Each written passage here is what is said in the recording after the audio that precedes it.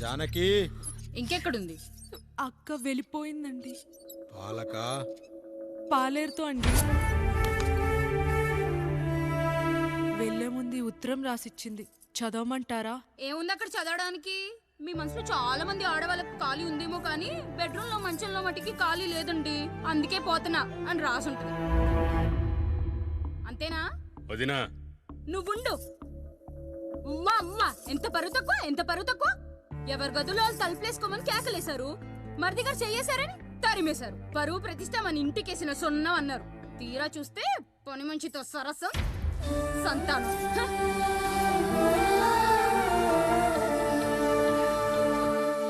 పని చేయించుకొని డబ్బులు ఇవ్వాలి గాని బిడ్డల్నిస్తారని నేనెక్కడా వినలేదమ్మా ఈ చోద్యం. ఇంక మీరు ఆపుతారా? మీరేంట్రా ఏం మాట్లాడరు? ఏం మాట్లాడాలమ్మా? తమ్ముడు తప్పు చేశాడని పట్టుకుని కొట్టారు. అదే తప్పు ఆయన గారు చేస్తే మాత్రం ఆయన ఒక్క మాట కూడా అనకూడదా?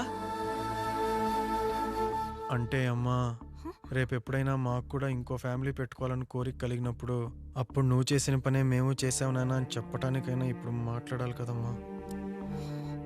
కావాలనుకున్నప్పుడల్లా అమ్మని తెచ్చుకున్న ఆయనకి తమ్ముడికో ఆడతోడు కావాలని తెలీదా? రోజు బట్టలపి స్నానం చేస్తాడు కదా. తమ్ముడు బాగా ఎదిగాడని అర్థం కాలేదా? పని మనిషితో ఆయన చేస్తే శృంగారం, ఆవిడ కూతురుతో నేను చేస్తే వ్యభిచారమా?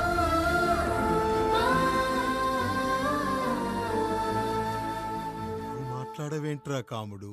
నువ్వు కూడా నా చొక్కా పట్టుకొని అడగరా? బాబుగారు అడగరా? అడుగు. నా భార్యకు పుట్టిన బిడ్డ నీ పోలికలతో పుట్టాడు, ఏం చేసావని అడగరా? బాబుగారు అడుగు. ఏమడగమంటారు బాబుగారు? నాకు మీ తమ్ముళ్ళకున్నంత జ్ఞానం లేదు. మా ఇంట్లో ఉండేది నలుగురు, కానీ బాత్రూంలో ఉండేది సబ్బు బిళ్ళ ఒక్కటే. నేను స్నానం చేసిన తర్వాత నా భార్య కూడా ఆ సబ్బుతోనే స్నానం చేస్తుంది. నా భార్య ముట్టుకుందని సబ్బు బిళ్ళ మీద కోపడతామా? ఆ బిళ్ళ కరిగే వరకు, మా మురికి వదిలే వరకు మీరేనయ్యా మా సబ్బు బిళ్ళ. మీ గేదెల్ని కడిగితే తప్పులేని నా పెళ్ళాం చేతులు మిమ్మల్ని ముట్టుకుంటే మాత్రం తప్పుంటున్నారే. వీళ్ళ ఉద్దేశంలో మీరు మీరు పశువు కంటే హీనమనా? ఏమిటి అన్యాయం? నా వరకు ఆ బిడ్డ నా దేవుడిచ్చిన ప్రసాదం. అది పూజారి ఇచ్చాడా ఇంకోటి ఇచ్చాడా నాకు అనవసరం. అయినా పూజారి పొంగలి పెట్టకపోతే దేవుడి మీద కోపం ఎందుకయ్యా? ఏమో, మా కోసం చెమట చిందించి పనిచేసే ఈ కాముడికి నేను చెమటోడ్చి ఒక బిడ్డను ప్రసాదిద్దామని మీరు అనుకున్నారేమో. ఇందులో కూడా నా మంచే కదయ్యా మీరు ఆశించారు. కానీ వీళ్ళు మీ ఔన్నత్యాన్ని ఎప్పటికీ అర్థం చేసుకోలేరయ్యా, అర్థం చేసుకోలేరు. అయ్యా, ఈరోజు మీ పెళ్ళాం పాలేరుతో వెళ్ళిపోయి ఉండొచ్చు, మీ బిడ్డలు ఈరోజు మిమ్మల్ని తిట్టచ్చు, కానీ ఈ కాముడు మిమ్మల్ని ఎప్పుడూ వదిలి వెళ్ళడు. మీ చావును ఈ కళ్ళతో చూసే వరకు మిమ్మల్ని వదిలిపోడయ్యా, వదిలిపో. మీరే మా దేవుడు, మీరే మీరే మీరే మా దేవుడు, మీరే మా దేవుడు, మీరే మా దేవుడు.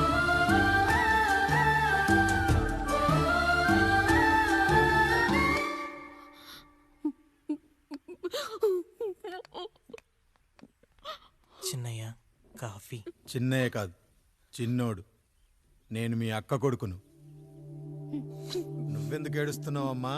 చిన్నోడా, పెద్దయ్య గురించి అలా మాట్లాడకయ్యా. పెద్ద మనిషి, డబ్బుంటే గుడి కట్టాలి, బడి కట్టాలి. వెళ్ళిన చోటల్లా కనిపించిన దానికల్లా బిడ్డలు నెచ్చుకుంటూ పోరు. ప్రతి ఊళ్ళో చెట్లు నాటించడానికి వాడేమన్నా అశోకుడా? గుప్పెడంత ఉల్లిని కోస్తేనే కన్నీళ్ళు వస్తాయి. బారెడంత నా తల్లి మనస్సు కోసాడు. వాడి కన్నీళ్లు కాదు, రక్తం రావాలి, వచ్చేలా చేస్తా. మనల్ని ఇంతగా మోసం చేసిన వాడికి ఆస్తి, ముగ్గురు పిల్లలు. నీకు మాత్రం పేదరికం ఒక్కడే. వద్దు చిన్నయ్య, వద్దు చిన్నయ్య.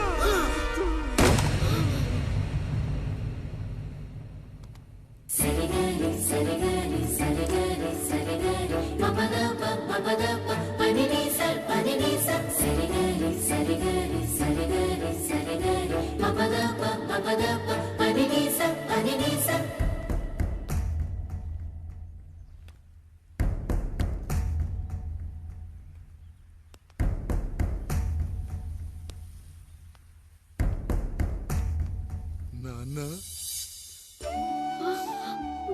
నాన్న. బాబుగారు, బాబుగారు కాదు నాన్న, నేను నీ బాబు నాన్న.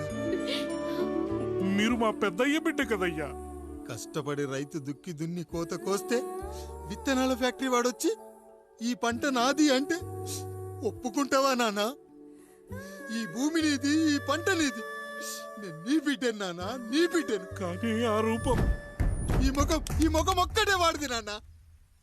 కింద బాడి చూడు, ఇద్దరం ఒకేలా లేవు. నేను నీ బిడ్డను నాన్న. బాబు, నానా, బాబు, నానా, ఒక్కసారి నన్ను ఎత్తుకో నాన్న.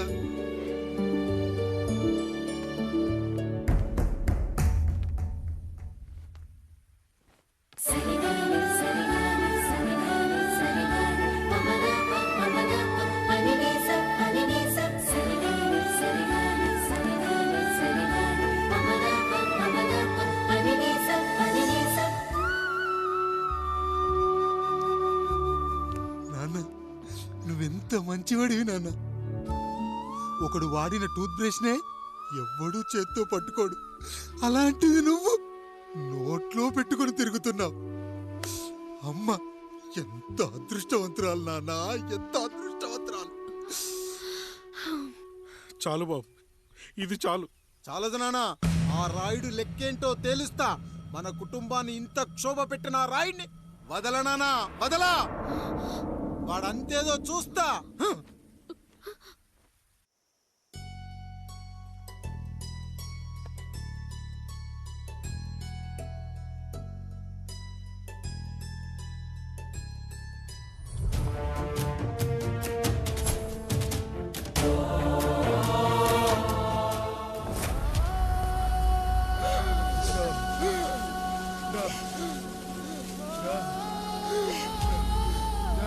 అయ్యా చూడండి అయ్యా, వీళ్ళని చూసాకైనా మీ మనసు కరెక్ట్ లేదా?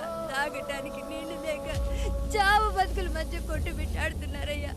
పచ్చగా ఉండే ఈ ప్రాంతానికి ఏం దిష్టి తగిలిందో ఏమో. భూమిలోనే కాదు, మా కళ్ళల్లో కూడా నీరు ఇంకిపోయేలా చేశాడా దేవుడు. ఈకంతా మీ చేతుల్లోనే ఉందయ్యా. చూడమ్మా, వర్షాలు లేక కరువుతో రాష్ట్రం కష్టాన్ని కూడా అరువు తెచ్చుకుని బతుకుతుంది. నా కాళ్ళ మీద పడితే ఏమీ రాదు, పైనుండి వర్షం పడాలి. అయ్యా మినిస్టర్ గారు, మీరైనా ఏదో ఒకటి చెయ్యండి అయ్యా. నేనేం చేయనమ్మా, ఇక ఆ దేవుడే మిమ్మల్ని కాపాడాలి. ఎవడొస్తాడో మిమ్మల్ని కాపాడడానికి. ఎన్నాళ్ళు అడుగుతారా ఎవడొస్తాడు, ఎప్పుడొస్తాడు, ఎక్కడి నుంచి వస్తాడు అని? పేదవాడికి కష్టం వచ్చినప్పుడల్లా ఇదే మాట. 70 ఏళ్లుగా హీరో రావాల్సి వచ్చినప్పుడల్లా ఇదే మాట. ఇంకా ఎన్నేళ్ళు అడుగుతారా? ఎవడొస్తాడే మిమ్మల్ని కాపాడడానికని మీరు మమ్మల్ని అడగటం, వస్తాడ్రా అని మేము మీకు చెప్పటం. అయినా సరే మళ్ళీ మీకోసం ఇంకోసారి చెప్తున్నాను, వస్తాడు. ఆకాశాన్ని చింపుకుంటూ వస్తాడు, నేలను పగలగొట్టుకుంటూ వస్తాడు. ఎవడు? దేవుడు. దేవుడా? రాయికి వరమిచ్చిన రాముడి దేవుడైతే, ద్రౌపదికి చీరిచ్చిన కృష్ణుడి దేవుడైతే, ఈ ఊరికి ఆయనే దేవుడు. ఆ దేవుడికి ఇంకో పేరే రాయుడు, పాపారాయుడు. పాపారాయుడు.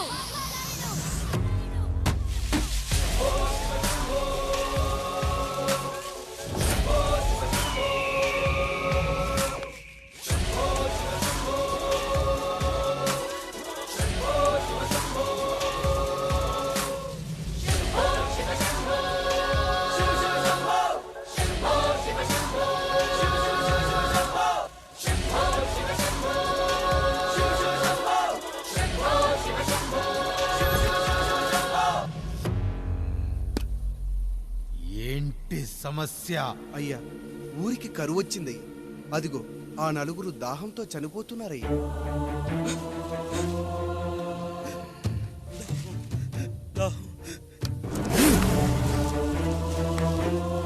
పాపారాయుడు తీర్పు ప్రకటిస్తున్నాడు. ఈ గ్రామం ఇంతకు ముందెప్పుడు ఎదురవ్వని సమస్య. అందుకే ఈ సమస్యని నా సర్వేంద్రియాలను కేంద్రీకరించి, నవరంధ్రాలను బిగించి ఆలోచించి ఈ నా తీర్పు ప్రకటిస్తున్నాను. దాహంతో అలమటిస్తున్న ఆ నలుగురికి వెంటనే బావులు తవ్వించి వాళ్లకు నీళ్ళివ్వండి. అంత సమయం లేదయ్యా.